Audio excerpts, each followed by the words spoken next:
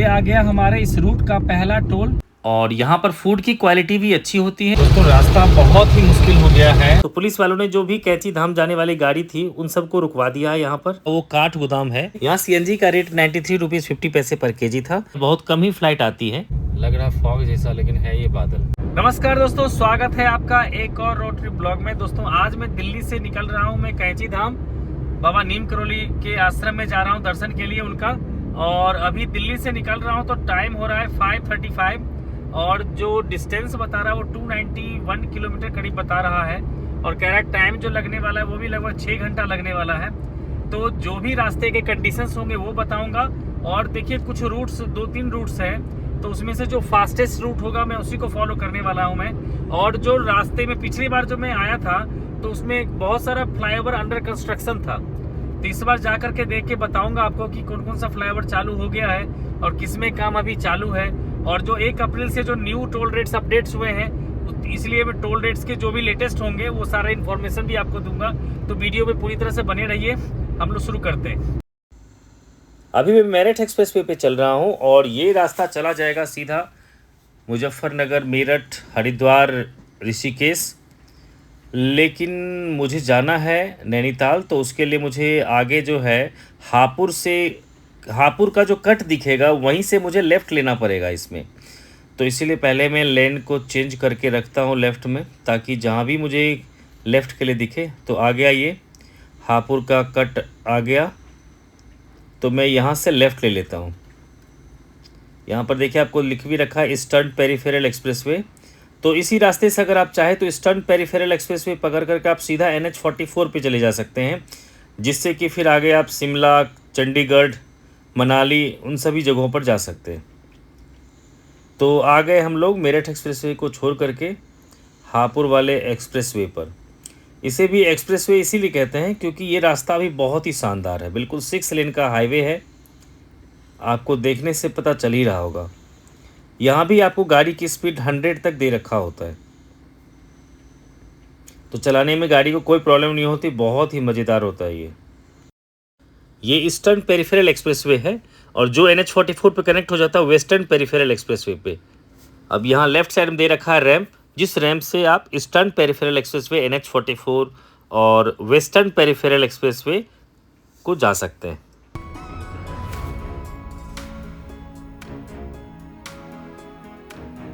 यहाँ पर एक साइन आपको दिख रहा होगा मसूरी का, जो 250 मीटर से कह रहा है लेफ्ट लेने के लिए। ये वो मसूरी नहीं है, बल्कि कोई विलेज होगा यहाँ पर। तो ये हाईवे या एक्सप्रेसवे कह लेते हैं क्योंकि ये भी 6 लेन का है। इससे आप जा सकते हैं बरेली होते हुए, मुरादाबाद, बरेली होते हुए लखनऊ तक भी जा सकते हैं। वैसे लखनऊ के लिए ज़्यादातर लोग जो प्रेफर करते हैं वो है आगरा लखनऊ एक्सप्रेसवे प्रेफर करते हैं, तो उससे थोड़ा सा रूट फास्टर हो जाता है। बट ये भी रूट बहुत ही अच्छा रूट है। अब यहाँ से हापुड़ रह गया 22 किलोमीटर, मुरादाबाद रह गया है 132 किलोमीटर, वहीं हल्द्वानी रह गया अभी 230 किलोमीटर। यहाँ से रुद्रपुर की दूरी लगभग 207 किलोमीटर रह गया है। तो ये आ गया हमारे इस रूट का पहला टोल, जजारसी टोल प्लाजा। और यहाँ तक आते आते टाइम हो गया है 5:50, यानी कि लगभग 30 मिनट समय टाइम लग गया है यहाँ पर आते आते तक, जहाँ से मेरठ एक्सप्रेसवे स्टार्ट हुआ है। और हमने जो डिस्टेंस अभी तक में ट्रैवल कर लिया है वो डिस्टेंस है एग्जैक्टली 40 किलोमीटर। और यहाँ पर जो टोल लगा है वो 175 रुपये का।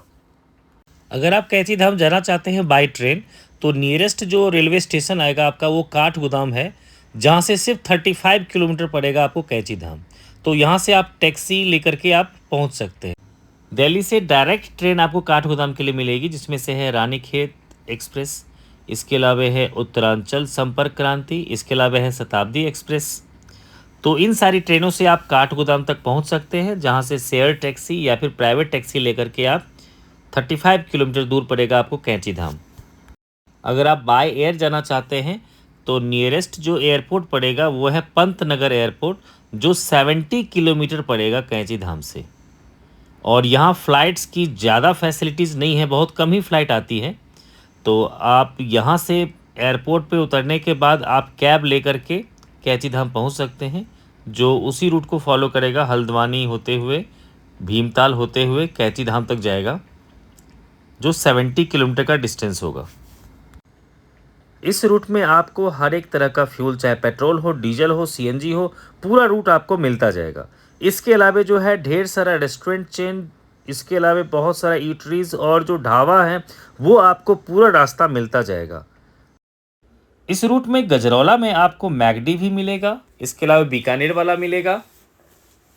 तो बहुत सारे लोग शॉर्ट ब्रेक के लिए इन सभी जगहों पर रुकते हैं, लेकिन जो लंच डिनर के लिए ज़्यादातर लोग रुकते हैं वो सीवा ढाबा पे। जो ढेर सारा इस रूट में सीवा ढाबा मिलेगा, उसमें से सबसे ज़्यादा पॉपुलर सीवा ढाबा यही है। यहाँ पर रुकते हैं लोग और फ़ोटो वोटो खिंचवाते भी हैं और लंच डिनर भी करते हैं इसमें। और यहाँ पर फूड की क्वालिटी भी अच्छी होती है और प्राइसेस भी ज़्यादा हाई नहीं होता। अब आ गया ये इस रूट का सेकेंड टोल, जो कि है ब्रिज घाट टोल प्लाजा। और यहाँ तक हमने डिस्टेंस ट्रेवल कर लिया 92 किलोमीटर और यहाँ जो टोल टैक्स पे करना पड़ा मुझे वो 120 रुपये का, और टाइम हो चुका है 6:41। सेकेंड टोल से लगभग 34 किलोमीटर चलने के बाद आ जाता है इस रूट का थर्ड टोल, जो है जोया टोल प्लाजा। और यहाँ जो टोल लगा है वो 70 रुपये का लगा है और टाइम हो चुका है 7:09। अब आ गए हम लोग सीएनजी लेने के लिए। यहाँ सीएनजी का रेट 93 रुपीज़ 50 पैसे पर केजी था और इसका लोकेशन भी मैं डिस्क्रिप्शन में दे दूंगा। और वैसे ये जोया टोल प्लाजा से लगभग 15 किलोमीटर चलने के बाद आता है। अब यहाँ से नैनीताल को बताना शुरू कर दिया है कि अब लगभग नैनीताल 147 किलोमीटर बचा हुआ है।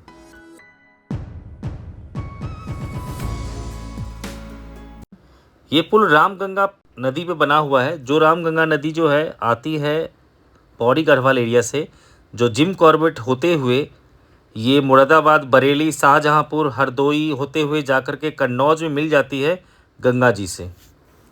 अगर आप कैंची धाम जाना चाहते हैं वाया नैनीताल, तो आपको, अगर आप नैनीताल का नेविगेशन सेट करते हैं, देन नेविगेशन आपको लेकर के चला जाएगा ये जो अभी आपको रूट दिखाने वाला हूं मैं।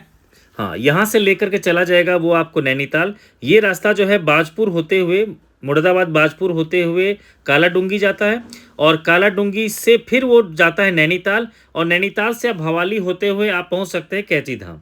लेकिन क्योंकि हम लोग को जाना नहीं था इस रूट से, बस हमने दिखाने के लिए कि इस रूट को लेके जाता है ये, और ये रूट जो है ज़्यादा अच्छा रूट नहीं है। और मैंने वैसे आते वक्त में इस रूट को दिखाया था मैं जानबूझ करके आप लोग को, ताकि आप लोग को डिसीजन लेने में आसान हो। तो मैं एक नेक्स्ट वीडियो डाल दूंगा जिसमें से मैं नैनीताल से मैं इस रूट तक आऊँगा मैं, ताकि आप लोग को इन फ्यूचर अगर मन हो कि हम इस रूट को फॉलो करें या ना करें, तो आप उस वीडियो को ज़रूर देख लीजिएगा जो कालाडूंगी होते हुए आता है। तो लेकिन मैं अपने जो एक्चुअल रूट है उसी रूट को मैं फॉलो करते हुए मैं अब आगे बढ़ रहा हूँ मैं। तो सिर्फ आपका नेविगेशन पे डिपेंडेंट रहना जो है आपको प्रॉब्लम खड़ा कर सकता है, क्योंकि वो किसी भी रूट से आपको लेकर के कहीं भी जा सकता है। अब ये आ गया इस रूट का fourth toll plaza, Niyamatpur Ikrotiya toll plaza, जहाँ पर टोल टैक्स देना पड़ा है मुझे 160 रुपया, और यहाँ आते तक टाइम हो गया 8:01 और यहाँ तक हमने डिस्टेंस ट्रेवल कर लिया 177 किलोमीटर। ये सारे डिस्टेंस मैंने वहाँ से लिया है जहाँ से मैंने अपनी जर्नी को स्टार्ट किया था, हज़रत निजामुद्दीन फ्लाईओवर के नीचे, जहाँ से मेरठ एक्सप्रेसवे स्टार्ट होती है। अब यहाँ से लगभग 5 किलोमीटर चलने के बाद आ जाएगा रामपुर के लिए कट लेफ्ट साइड में। लेकिन उससे पहले आ गया बहुत ही तगड़ा ट्रैफिक जाम, क्योंकि यहाँ पर रामपुर के लिए जो बाईपास बन रहा है उसी का काम चल रहा है, उसी के कारण ये थोड़ा सा ट्रैफिक है। तो हम जो रूट अभी फॉलो कर रहे हैं उसमें दिल्ली से गाजियाबाद, गाजियाबाद से हापुड़, हापुड़ से मुरादाबाद, मुरादाबाद से रामपुर, रामपुर से बिलासपुर, बिलासपुर से रुद्रपुर, रुद्रपुर से हल्द्वानी होते हुए भावली तक जाएंगे, और भावली से लगभग 8 किलोमीटर पड़ेगा कैंची धाम। तो हम इस रूट को अभी फॉलो कर रहे हैं। अगर आप नेविगेशन के थ्रू जाते हैं तो आपको रास्ते में बहुत सारा आपका टाइम वेस्ट होगा, इसलिए मेरी वीडियो को पूरी तरह से देख लीजिए, और उसको देखने के बाद 2 बार जरूर देख लीजिएगा, ताकि आप श्योर हो सकें कि आपको करना क्या है। तो जैसे अभी हमने जो है, जो रामपुर के लिए जो मोड़ था वहाँ से हमने टर्न लिया है, अब आगे हम इस NH को कहीं नहीं छोड़ेंगे। तो जबकि आपको नेविगेशन देखिए यहाँ से लेफ्ट दिखाएगा आपको नेविगेशन, वो जो गेट था आपका, वो गेट से आपको लेके चला जाएगा, वो बाजपुर होते हुए कालाडूंगी ले जाएगा ये नेविगेशन, अगर नेविगेशन को फॉलो करते हैं तो। लेकिन आपको ध्यान रखना है कि सीधे आकर के अभी जो फ्लाईओवर दिखा आपको, इस फ्लाईओवर से लगभग 300-400 मीटर से ये रोड लेफ्ट टर्न ले लेती है ऑटोमेटिकली, और इसी हाईवे को फॉलो करते हुए आपको जाना है, जिसमें से आपको रामपुर के बाद आएगा बिलासपुर, बिलासपुर के बाद आएगा आपका रुद्रपुर। तो इसी रूट को फॉलो करते हुए जाना है। तो रास्ते में कुछ जगह ऐसे हैं पैचेज जो कि थोड़े बहुत ख़राब हैं रोड, बाकी पूरा का पूरा रोड जो है बहुत ही बढ़िया बना हुआ है। 1 साल पहले जब मैं गया था तो वो बहुत सारा फ्लाईओवर बन रहा था। तो अभी देखना है मुझे कि वो सारा का सारा फ्लाईओवर जो है कंप्लीट हो गया है या नहीं। तो आपको यहाँ भी आपको जो है लेफ्ट कट के लिए वो नेविगेशन बोलता रहेगा वो। तो ये देखिए कुछ फ्लाईओवर जो है ये क्रॉसिंग फ्लाईओवर है, और ये मेरे ख्याल से जो बन रहा है मुरादाबाद काशीपुर फ्लाईओवर जो मुरादाबाद काशीपुर का जो बन रहा है 4 लेन का, उसी का पार्ट होगा ये नेविगेशन आपको रामपुर से भी चाहेगा कि आप चले जाइए आप कालाडूंगी वाले रोड पे, आपको बिलासपुर से भी कहेगा, आपको रुद्रपुर से भी कहेगा, जहाँ जहाँ भी उसको मौका लगेगा आपको कहेगा कि अभी भी मौका है, आप कालाडूंगी वाले रास्तों के पकड़ लो। जबकि वो रास्ता मैं बता रखा हूँ कि ज़्यादा अच्छा रास्ता नहीं है, इसमें आप 100 की स्पीड में चल सकते हैं, उसमें आप नहीं चल सकते क्योंकि गांव होते जाता। अब आ गया हमारा लास्ट टोल, ये कोयला टोल प्लाजा है।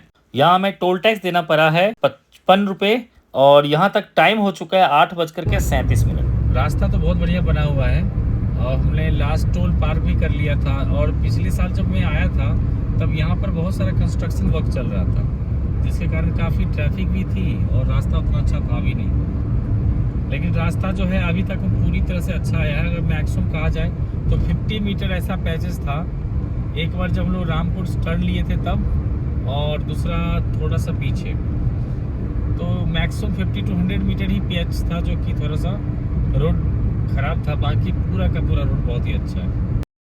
बहुत सारे लोग प्रेफर करते हैं कि वो कालाडूंगी साइड से होते हुए नैनीताल जा करके फिर नैनीताल से भी वापस आते हैं, तो वो भी एक रूट का ऑप्शन हो सकता है। लेकिन मैंने जैसे बताया कि आपको कि जब आप कालाडूंगी बाजपुर के होते हुए अगर कालाडूंगी की तरफ जाते हैं तो ये रास्ता जो है 2 लेन रास्ता है, और वो भी गांव से होकर गुजरता है। और इसीलिए मैं चाहता था कि आप लोग को ना, क्योंकि बहुत सारा आप देखेंगे वीडियो जिसमें कि लोग उसी रास्ते से जाते हैं, क्योंकि नेविगेशन भी उसी रास्ते को वो प्रेफर करता है। तो लेकिन मेरे ख्याल से वो रास्ता सही नहीं है, इसलिए मैंने कहा आपको कि एक वीडियो में उधर से आकर के जब मैं कालाडूंगी साइड से आऊँगा मैं और इस मुरादाबाद की हाईवे को कनेक्ट करूँगा, तो उस वीडियो को मैं दे दूँगा, ताकि आप उस वीडियो को भी ज़रूर देखिएगा, सो दैट कि आपको ना अंदाज़ा लग जाए कि आपके लिए बेटर रूट जो है कौन सा होगा। क्योंकि जहाँ तक इस रूट में आप है, आप मर्जी से आप देखते हैं स्पीड आप 100 तक भी आप चला सकते हैं, कोई दिक्कत नहीं है आपको। लेकिन उस रूट में क्या है कि रोड अच्छा है, बहुत कम जगह ऐसा है जो ख़राब है रास्ता वो, लेकिन वो 2 लेन है और उसमें कभी भी कोई बाइक आ जाता है, कोई ट्रैक्टर आ जाता है, कुछ भी आ जाता है उस रास्ते पे, तो इसीलिए मेरे ख्याल से वो रास्ता बेटर नहीं है।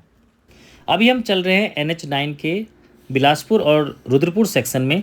यहाँ आगे रेड लाइट आएगा, जिसमें से अगर लेफ़्ट चले जाएंगे तो NH734 पकड़ के लगभग 54 किलोमीटर चलने पर आ जाएगा काशीपुर। सीधा अगर 40 किलोमीटर चल जाते हैं इसी हाईवे पे तो आ जाएगा हल्द्वानी। वहीं पर अगर हमने राइट ले लिया तो NH530 पकड़ के लगभग 77 किलोमीटर चलने के बाद आ जाएगा बरेली।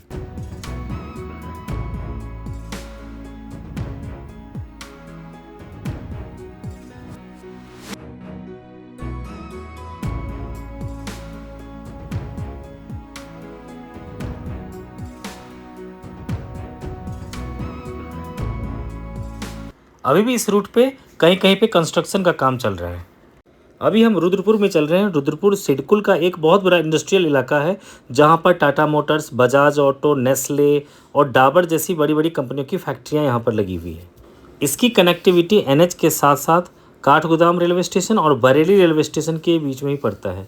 तो अब हम लोग यहाँ से राइट टर्न लेकर के जाएंगे, जो कि बहुत ही शानदार रास्ता अभी हमारा शुरू होने वाला है, जो बिल्कुल ऐसा लगता है कि हम कॉर्बेट के बीच से निकलने वाले हैं।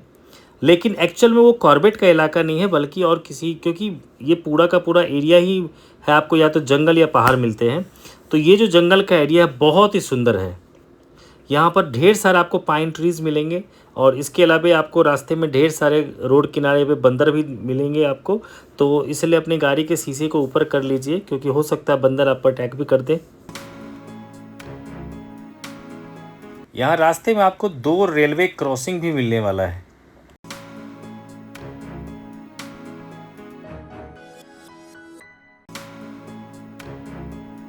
यहाँ से हल्द्वानी रह गया सिर्फ 24 किलोमीटर और काठगोदाम रह गया 30 किलोमीटर।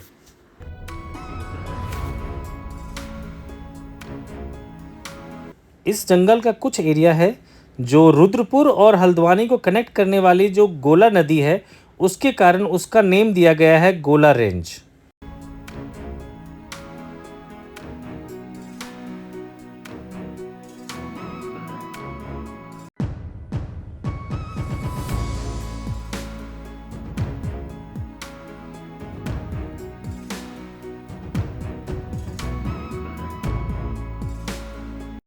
फाइनली हम लोग हल्द्वानी तो पहुंच गए हैं और हल्द्वानी पहुंचते ही बारिश ने हमारा वेलकम किया है।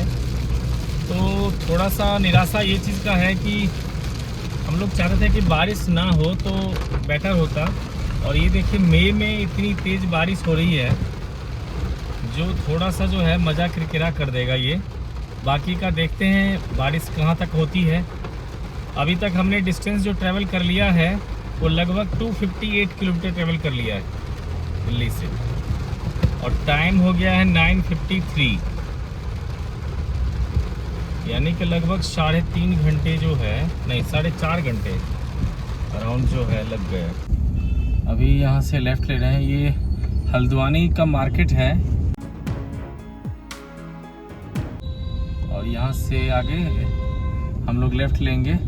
अभी देखो जितना भी टाइम लगा है वो 10-15 मिनट लग गया है हल्द्वानी मार्केट को क्रॉस करने में, बाकी ज़्यादा कहीं पे टाइम नहीं लगा था मुझे।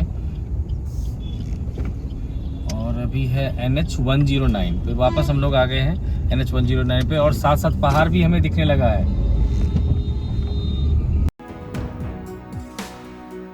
और अभी तक हमने जो डिस्टेंस ट्रेवल कर लिया है वो है 266 किलोमीटर और टाइम हो गया है 10:10 हो गया।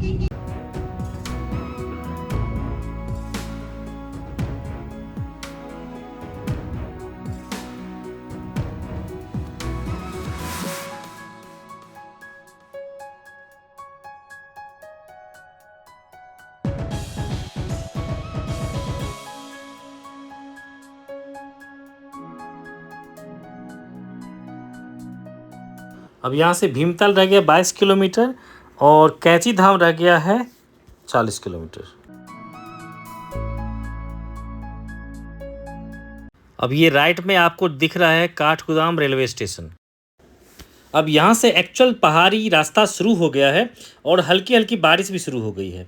तो आगे का जो मेरा रूट प्लान है उसमें सबसे पहले लगभग 20 किलोमीटर के बाद आएगा भीमताल, वहाँ पर 5-10 मिनट रुकने के बाद तब मैं आगे लगभग 12 किलोमीटर पड़ेगा भवाली। भवाली होते हुए भवाली से 8 किलोमीटर पड़ेगा बाबा जी का आश्रम कैंची धाम, वहाँ तक मैं जाने वाला हूँ।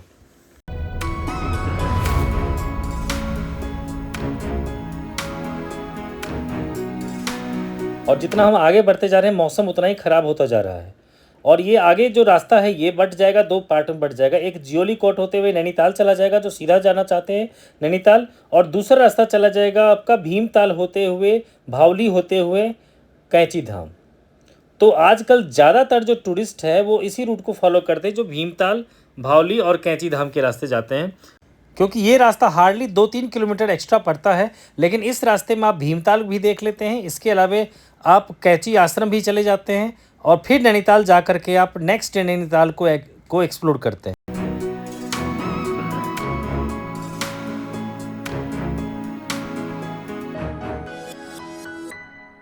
अब अचानक बारिश बहुत तेज़ हो गई है और ज़्यादातर गाड़ियों में देख सकते हैं आप कि हेडलाइट्स ऑन कर लिया लोगों ने ताकि विजिबिलिटी बनी रहे। दोस्तों रास्ता बहुत ही मुश्किल हो गया है और जब से हमने काठगोदाम से जब पहाड़ चढ़ाई शुरू कर दिया तब से बारिश इतनी ज़्यादा हो गई है, तो पहाड़ पे बहुत ही खतरा बना हुआ है। लेकिन हम लोग नीम करोली बाबा का जो ध्यान करके चल रहे हैं हम लोग, और मैं चाहता हूँ आप लोग भी कमेंट बॉक्स में एक बार नीम करोली बाबा का जयकारा लगा दीजिए। आज उन्हीं से कहते हैं कि हम लोग को जो है सुरक्षित जो है अपने दर्शन के लिए अपने आश्रम तक पहुँचने दें, क्योंकि बहुत ही ज़्यादा तेज़ बारिश हो रही है। लेकिन देखिए इनके भक्तों की कमी नहीं है, कितने सारे भक्त जो है वो वहाँ जा रहे हैं और वहाँ से आ रहे हैं। जय बाबा नीम करोली। देखिए दोस्तों कितना ज़्यादा लैंडस्लाइड हो रखा है इस रास्ते पे, क्योंकि जितनी तेज़ बारिश होती जाएगी उतना ज़्यादा जो है रास्ते पे लैंडस्लाइड का खतरा जो है बढ़ता चला जाएगा। तो इसलिए अगर ऐसे में अगर आपको पहाड़ पे गाड़ी चलानी पड़ रही है तो आप गाड़ी को कोशिश कीजिए सेकंड गियर तक गाड़ी को रखिए, ताकि जो है कभी भी अगर आपको आगे दिखे पहाड़ में कोई भी हलचल दिखे तो आप आराम से गाड़ी को रोक सकते हैं, क्योंकि पहाड़ बहुत ही खूबसूरत है लेकिन बारिश के मौसम में ये उतना ही खतरनाक भी होता है। आज हम नीम करोली बाबा के दर्शन के लिए आए हैं, अब उन्हीं से उम्मीद करते हैं कि हम लोग सुरक्षित जो है पहुँच जाएं।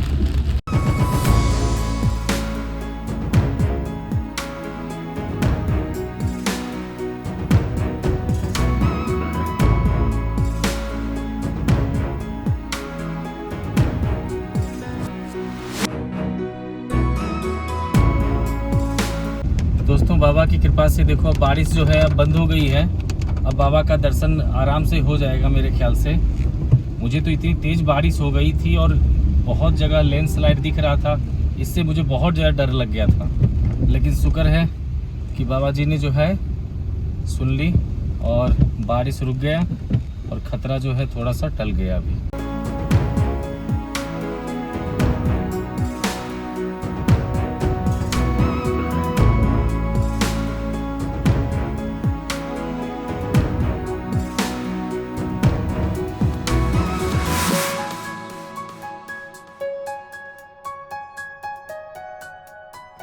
अब यहाँ देखिए बहुत ही सुंदर नज़ारा दिख रहा है, क्योंकि बादल जो है बिल्कुल धुएं जैसा लग रहा है कि पेड़ के ऊपर से निकल रहा है, लेकिन ये सारा का सारा बादल है। बहुत ही सुंदर देखने में लग रहा है ये।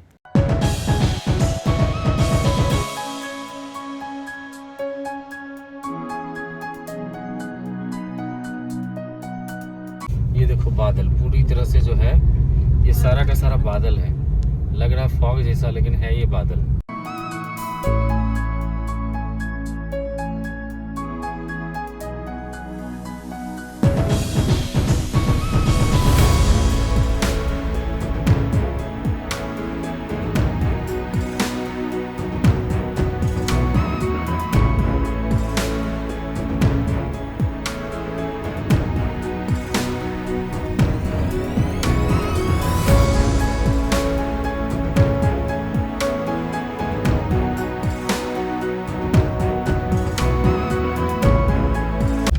अद्भुत माया इस रास्ते में दिखने को मिल रहा है। ये इस बाबा के दर्शन के लिए आ रहा हूँ तो अद्भुत माया।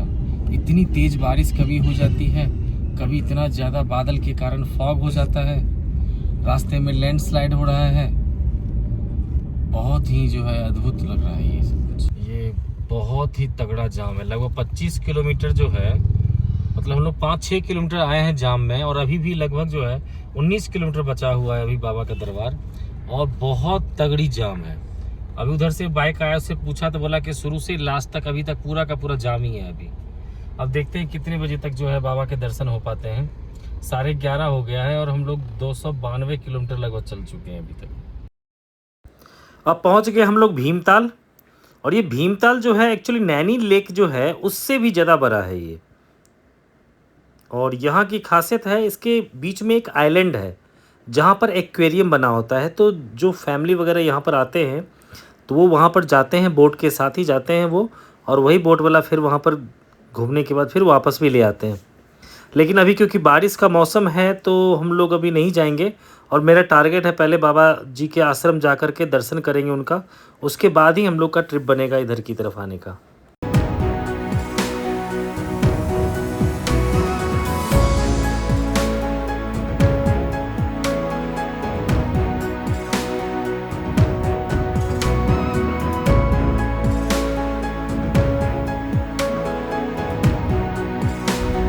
भाई बाबा जी की कृपा से देखो मौसम बिल्कुल साफ हो गया और ट्रैफिक भी खत्म हो गया।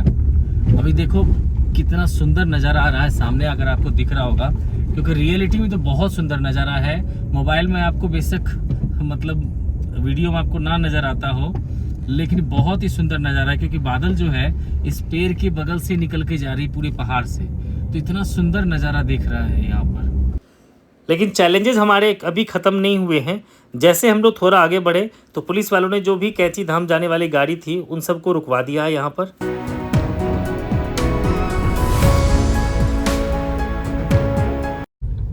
भाई बहुत ही ज़्यादा प्रॉब्लम इस बार, बाबा पता नहीं हम लोग को दर्शन देने में क्यों इतना दिक्कत कर रहे हैं। क्या है कि यहाँ पर ना गाड़ियों को लगभग 20 किलोमीटर ही बचा हुआ है और गाड़ियों को रोक दी गई है। जो भी गाड़ी कैंची धाम के नाम से जा रहा है उस सारी गाड़ियों को रोका जा रहा है, और एक तो यहाँ पर रोका जा रहा है, और एक आगे जो है नैनीताल से आने वाले जो टूरिस्ट हैं उनको भवाली जगह है कोई, वहाँ पर उनको रोक रहे हैं। और वहाँ पर फिर गाड़ी पार्किंग में लगाओ, और फिर जो प्राइवेट टैक्सी होती है जिसको ये लोग शटल सेवा कहते हैं, उस प्राइवेट टैक्सी से आप वहाँ तक मंदिर तक जाओ।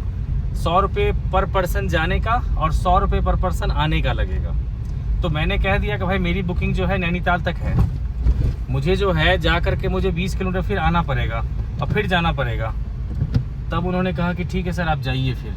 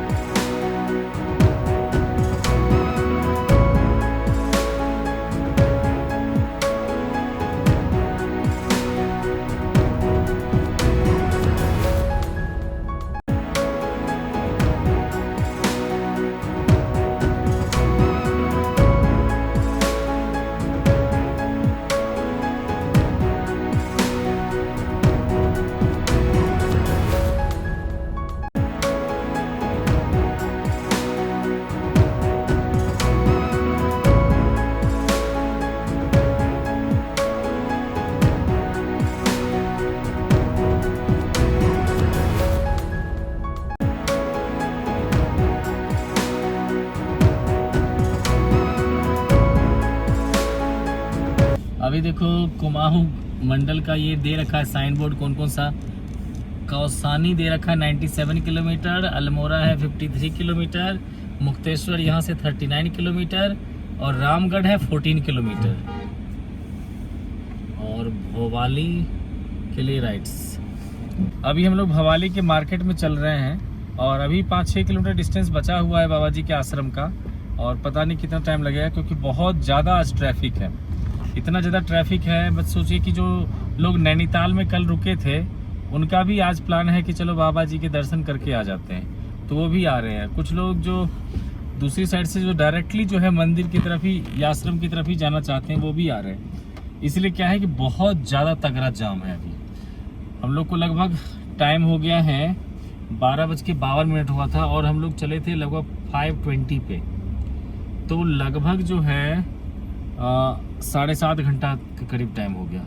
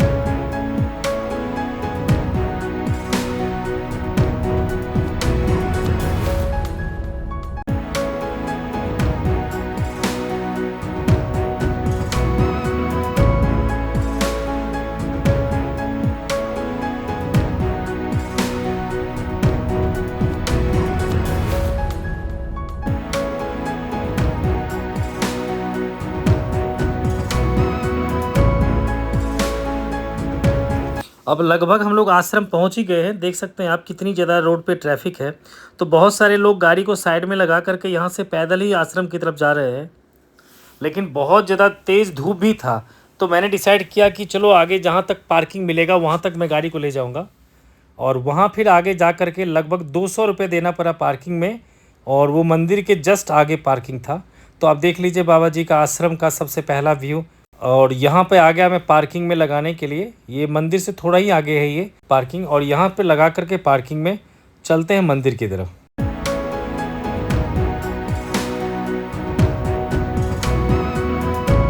फाइनली पहुँच गए भाई, बहुत टाइम लग गया पहुँचते।